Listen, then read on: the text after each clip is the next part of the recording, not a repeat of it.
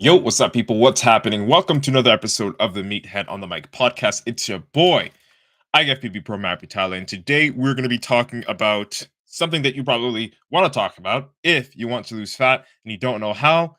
You probably ask this question to other people, you probably ask this question to me, and that's why I'm responding to you with this video. And the title is, Can you tone fat? Or, better said, can you change fat into muscle? Can you turn fat into muscle? So we're going to be breaking that down, and I'm going to be explaining to you what exactly you probably mean by that, and how we can go on about making that a reality in the way that actually exists, which isn't the way that you actually think it does. Okay, so the answer to your question is a no. Of course, you can't turn fat into muscle. They're two different cells. But if you don't understand the simple no, I'm going to be diving a little bit deeper and letting you guys and girls know what exactly we can do with that. Okay, with that information. All right, so I'm going to get rolling on everything else over here on the Facebook, TikTok, Instagram, everything else, and then we'll be diving into it. All right, so what's up, people? Welcome to another episode of the Meathead on the Mic podcast. It's your boy, IFBB PRO. What's up? What's happening? Today, we're going to be talking about something that I know you want to hear about, especially if you want to burn fat. So, I'm just going to say this over here, change this up on Instagram. What's up, people? Let me know how your day is going when you join. Hope you're having a sick Friday. Let's see here. All right. See if that's going to pin. Cool. So we're set up on Instagram. All right, people. So we're going to be breaking it down. I'm going to be talking to you guys and girls about turning fat into muscle. Okay, turning fat into muscle. Is it possible? Is it something that you should um at least aim to do? Is it something that you should do, that you can do? Is it something that's possible? We're going to be breaking that down in today's episode. Okay, so again, this is probably going to be an answer to the questions that you likely had over the past couple of years if fitness and fat loss is something that you really want to embody, something you want to focus on. All right, so guys and girls, when you do join, let me know how your day is going. Okay, if you have any questions or comments, feel free to ask them. Drop your questions and comments as we go along, and at the end, I'll do my very best to answer as many comments and questions as possible. With that out the way, with that said, we'll be recording this podcast episode in 5, 4, 3, 2, and 1. Yo, what's good, meatheads? Hope you're having an amazing day, and welcome to another episode of the Meathead on the Mic podcast. It's your returning champion, IFBB PRO Matt Butale, coming at you with another topic. And today, I'll be breaking down the ideas that surround turning fat into muscle. Okay, so we're going to be explaining how to turn fat into muscle, or even if it's possible, or at least what you might mean by that. All right, so let's get into this hot and ready, short and sweet. Can you turn fat into muscle? Okay, so let's say you're like 225 or 250 pounds, all right, relatively fat, and you don't have any muscle. Okay, you're chubby. Okay, and that's why you're listening to this. All right, so you just got maybe a gut, you got some arms, maybe a chest with a little bit of man boobs on it. You don't really have a physique. Okay, and there's nothing really wrong with that, especially if you're listening to this now in hopes to change that. So let's say you go to the gym on occasion and you're pretty strong, and you don't have any problem really picking up weights. Like, you can push hard, you know what to do with the gym. You can, you know, gauge your difficulty. You're not a complete rookie, but as a guy, you go in there, you're pretty fat, chubby, strong, but you want to get toned, you want to get lean, you want to be able to see some veins, you want to be able to see some muscle definition. Okay? So you're going to ask yourself, is it possible to turn all this fat into muscle? Because I'm strong right now. I can, bench pretty high. I can do this and I can do that when it comes to lifting in the gym, and I can perform fairly well when it comes to lifting heavy things and putting them back down. But can I keep this ability to lift heavy things and put them back down, but also get lean? Can I do that and have my fat transformed into muscle so that I'm just as strong, if not stronger, but I look better? That's a question that you might have, right? And my answer to that question is yes and no. So, yes, to the fact that you can change your body, okay, get leaner, and still be strong. But no to the answer, or to the question that you might have, which is, can I turn my fat into muscle? Can I transform my fat and make it muscle? The answer to that question is no. And we're going to get into that in a little bit. Very short, very sweet. Okay. And that's because, like, let's look at it. If you are fat, if you have a lot of fat on your body, it's because you've got a little bit of muscle under that, but more fat than you've got muscle. And you can kind of feel it, right? Like, you know that you're strong when you go to the gym. If you go to the gym, you can push relatively heavy, you can gauge your difficulty, and it's not rocket science for you. But you want to be able to maintain that strength, but by changing your look, by changing the quality of your physique. Okay. And that question that comes to your head is like, well, how do I maintain my strength or improve my strength? Okay. But not lose my size. Size being, I want to be X pounds, 200 pounds, 220 pounds. I want to be a certain weight, and I want to be lean at that certain weight, and I want to be strong and lean at that certain weight. Okay. So is it possible to turn fat into muscle? As we just said, no, it's not, because they're completely different cells. But you can burn fat and build muscle in the process, which technically does look like turning fat into muscle. But you're not actually doing that. Why? Because fat, like carbohydrates, like glycogen, is an energy source for your body to consume, which means for your body to burn calories, it's going to consume the energy that your body has already, which is stored in fat, and the energy that your body is going to convert into energy, which is carbohydrates, which you'll convert to glycogen, and then use that energy as well as fat, as an energy source. Okay, but when we look at muscle, muscle is a tissue, and only in dire situations, okay, only in dire situations is our body going to actually use that muscle as a source of energy. Dire situations being what? Well, if you're starving, muscle's the first to go. Okay, muscle is the first to go. Your body will essentially eat its own muscle if you're not eating food, or at least you're not eating enough food, and you're training really hard, or you're just not eating at all. Right, the muscle is the first to go. Right, so your body's gonna eat away at it, which is why I always recommend sticking to 1 gram per pound of body weight if you're going to be consuming protein, which you should be. Right, and that's going to help you maintain, and if not gain, muscle as you cut the fat down.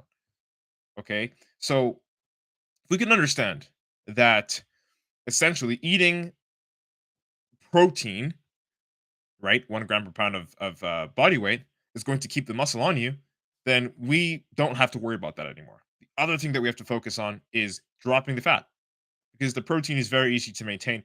All you got to do is, or the muscle is easy to maintain.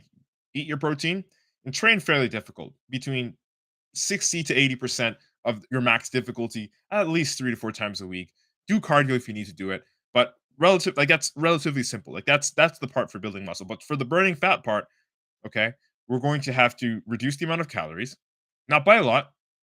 Okay, reduce the amount of calories and make sure that you're staying consistent with the amount of energy that you burn on a 3 to 4 day a week basis. And that's for the beginner. Of course, if you love lifting and you're always in the gym, you can go knock yourself out, train 5 days a week if your body permits it. But for the beginner, for the average dude that doesn't have much time, 3 to 4 days a week is all you need. A little bit less calories than you're currently eating right now is all you need. And just to make sure that you're getting enough protein, which, as I said earlier on in this episode and in countless of other episodes, 1 gram per pound of protein, or 1 gram of protein per pound of body weight every single day is all you'll need to maintain that muscle, so that you can, quote unquote, turn that fat into muscle. But you don't really turn fat into muscle. You only use it as an energy source to build muscle. Okay, because fat does not transform. Fat is fat and it will always be fat unless it's being converted into energy. You cannot convert it into another form of tissue, if that makes sense. Okay, so it's part of the process of gaining muscle. So technically, you can turn your fat into muscle if we're looking at the whole process of turning your fat into energy and your energy into a source of something that is going to help you build muscles. Energy is a source of, we'll say, calories. Energy is a source of nutrition. Energy is a source, period, that is going to help you build muscle. Any energy, whether it's fat or whether the energy comes from glycogen, which comes from carbohydrates. That's that's energy, right? So you can convert energy into something that is going to help you build muscle, but you cannot convert fat into muscle because there's that middle step, right? I hope I'm not oversimplifying this or over explaining this one over here for you guys and girls. Okay, so It's part of gaining muscle, so technically it's a part of that process, but not in the way that you think. Again, carbs are our primary source of energy. They digest super fast, and they're very, very easily converted into energy unless you have some other form of genetic predisposition that doesn't allow you to metabolize carbs properly. All right, so fat may not be the body's primary source of energy, even though it is. Okay, which means again, both as I said earlier on, carbs and fats help you. They give you the fuel that you need to spend that fuel in the gym to literally put on extra muscle. Okay, so you're burning calories in the process of putting on muscle. It's literally that simple. You don't have to think much further than that. Okay, so if you're one of those guys that you look at yourself in the mirror in the gym and you go frequently, maybe 2 to 3 times a week, you know how to bench press, you can lift fairly heavy, but you're like, shit, I want to be a little bit more toned. I don't want to be this big or this round. I don't want to have a gut. I don't want to have, slight man boobs appearing. I want to get a little bit toned. I want to get, leaner, more ripped, but I still want to keep my strength. Then this episode is something that you need to pay attention to. And specifically what I'm about to talk about right now as we wrap it up. Guys, 1 gram per pound of protein. Check that box. A slight calorie deficit. 150 to 300 calories in the whole gradually over time. Check that box. And the last but not least, you're already kind of doing this if you go to the gym more than twice a week. And if you do cardio more than twice a week, it's be physically active and push yourself harder than last time every single time that you do go to the gym.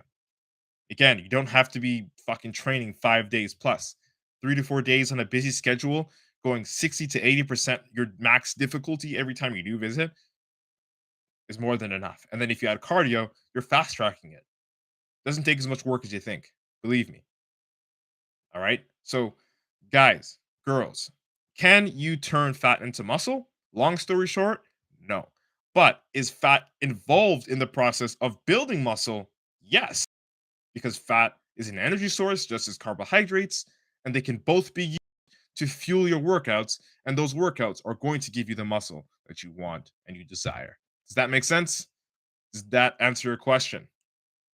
All right. Okay. I know it did. Okay. That's it. That's all. If you like this episode, share it out with a friend. I hope I was able to deliver a valuable experience to you guys and girls today. I hope this one is very, very easy for you to understand. No, you cannot turn fat into muscle, but fat is a part of the process. It gives you the energy to build muscle. All right. So don't forget to screenshot and share this podcast out to your IG story, Facebook story, TikTok story, wherever you are watching this on. Let's embrace your inner meathead together. It's been nice chatting. Hope you like what today's topic was about. IFBB PRO Matt Vitale, signing out. Boom. All right, short and sweet, a 10-minute episode there. What's up? I want zero fat, all muscle. This guy got the Ronnie Coleman 2003 body fat percentage reading. That 0.33. Zach, what the fuck is up? And I see you here. Appreciate you. Another pod.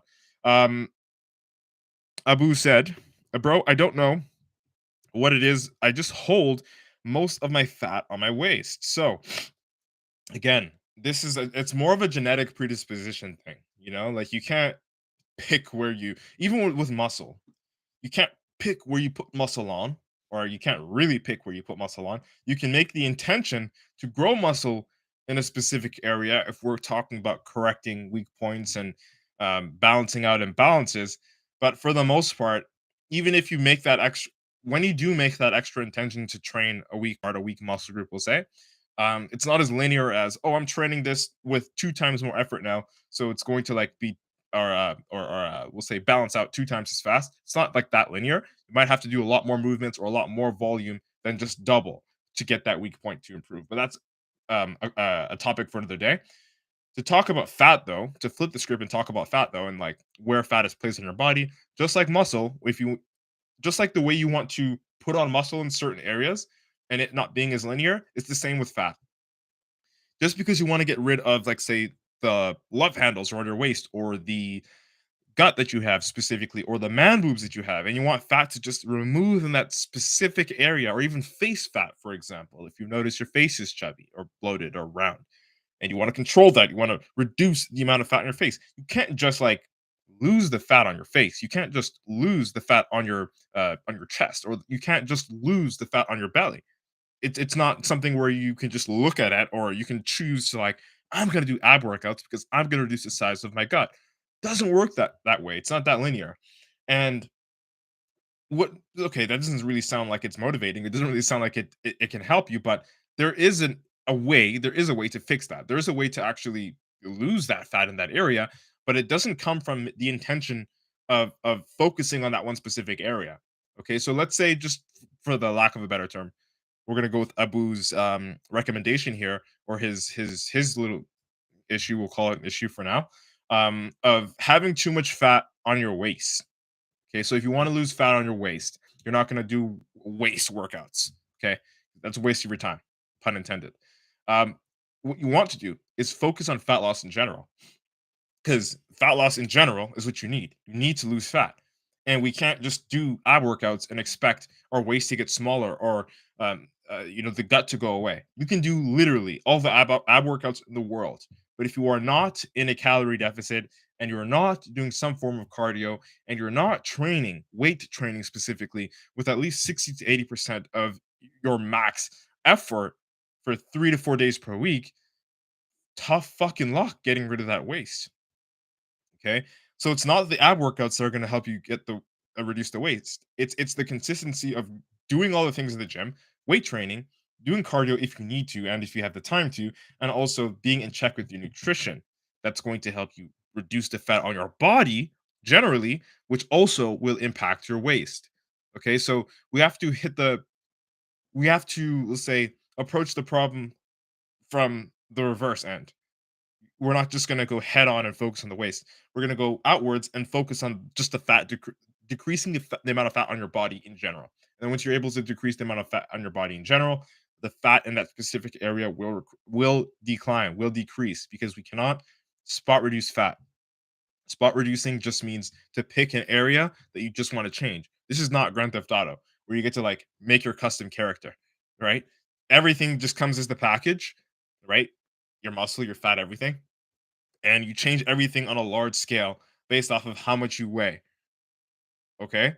Based off of your body fat, conditioning, and things of that sort. So, as much as, and like, let's say, again, for you, it's the waist. As much as you want to get rid of your waist, and for other guys, it might be the man boobs or the beer belly, as much as you want to get rid of that one thing, it's getting rid of fat everywhere else that gets you rid of that one thing. Right? So it's not as linear as let's just focus on my stomach, let's just focus on my waist and get rid of that waist. Right? So guys, girls, that's all I want to tell you. That's all I want to share. Okay? You can't spot reduce fat. That is something that I want you to understand. Okay? I need you to understand that. All right? All right, so let's look at some other stuff here. Let's see what we got. Um, Zach, what's good? I want that 2002 Night of Champions Marcus Rule look. This guy's different. This guy really wants to mog the entire fucking continent because that's what Marcus Rule did in '02. This guy wants to mog the entire continent. Save the gains for the rest of us, bro. Save the gains for the rest of us. So, yeah, man. Guys, girls, I really appreciate you. Thank you so much for tuning into the final episode of the week of the Meathead on the Mic podcast. You know what time it is. You know what time it is. If you have any questions, ask them. I'll be here for another 2 minutes. Another. Oh, let's see. Celiac. I don't know what your question is, Mikey. Is it Mickey Mackey? I appreciate the follow there on TikTok, and YJ. I appreciate the follow there. User 00. I appreciate the follow, even though I can't pronounce your username.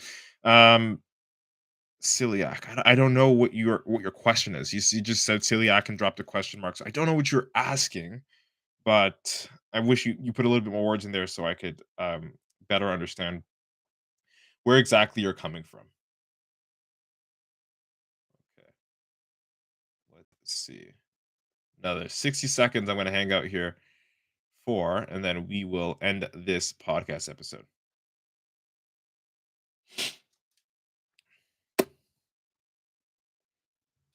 Cool. Oh, Zach in the house. Zach's like, bro did mog the whole northern hemisphere. Straight the fuck up, honestly. Honestly. Zach says, "What's your opinion on waist trainers? Like use of them in the IFBB? I know people like Brandon Hendricks, and they all wear them. So I think I got 2 or 3 waist trainers, and I use them sparingly. I use them kind of the way your chiropractor would tell you to use them. Like it's not for me to. Oh, this guy's like, oh, Dalen, what the fuck? What's good? He says, sorry, man, would have just joined, but I was in the shower. Appreciate you. Thank you for tuning in. I'm just answering some questions now. The podcast is recorded. So if you've got any questions, Dalen, ask them. But I'm responding to Zach here on Instagram. He says, so like waist trainers, people in the IFBB, they use them. What is your opinion on them? So I personally think that they are beneficial in the way that a chiropractor would tell you to use one, if they ever would tell you to use one. Don't think so. But essentially, if I'm like sitting at like my desk here for like a long period of time, or if I will be driving for a long period of time, or whatever it is, pretty much, I would use it to help with my posture. Okay, my posture. So if I notice, like for me, sometimes I slouch a lot, especially if I'm like on the laptop and I'm like fucking slouching and my shoulders are right. So if I have the waist trainer, I can like sit up a lot easier and just type, do whatever I have to do. It's mainly for my posture and to keep my spine aligned and help me practice just keeping my posture in alignment. Not really much for reducing the waist because it doesn't actually reduce your waist. But the tricky thing is, or the trick here is, that with a better posture, you give off the illusion like your waist is smaller. So technically, in that way, it works. But outside of that, not really. Also, another thing that I used to think about, or I used to overthink about way earlier in my prep days, um, was so I'd wear waist trainers sometimes during workouts, but mostly after workouts if I was eating like large meals. And because the higher your body fat, the higher your body temperature is, the greater your body's ability to metabolize and digest foods. Right. So if you're like warm, super, super hot, even it's like a hot climate and you eat meals, right? Your body's better off, or your body's going to digest that food a lot better if it's warmer, right? If your body is warmer, right? So I was thinking, I'm like, oh, okay, well, maybe let's try something out here. If I wear my waist trainer, and I eat my meals, will my body be warmer? Will I be able to retain more heat and digest this more efficiently? Like that was just one of those weird fucking tests that I tried on myself. It didn't really change anything. It didn't make me feel much better, but it didn't make me feel worse. Like I didn't feel like, oh, like all the pressure of the belt. It kind of worked because in the end, my posture was just better, right? So I use it for posture. Really, it's not going to reduce the size of your waist. That has to do with your conditioning, and that has to do with your genetics. But if you are looking to improve your posture, having an improved posture is definitely going to give off that illusion of having a smaller waist. So I think that's the answer to your question there, Zach. Use it if your posture is shit, or if you want to just improve your posture, and it will help you give off that illusion of having a smaller waist. So that's what I view them for. That's what I use them for, but you don't have to use them the way that I do. All right. So that's it. That's all, guys and girls. I really, really do appreciate your presence, and I really do appreciate you reaching out. I'm just gonna go type something here really quickly because I want to.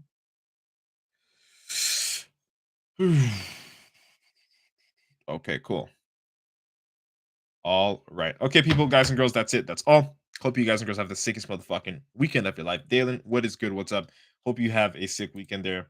My YouTube supporter, you know what's good. Peace, love, motherfucking protein. Zach, take your time, enjoy yourself. Let's get back into this and get to fucking mogging the entire planet. We are out. Boom.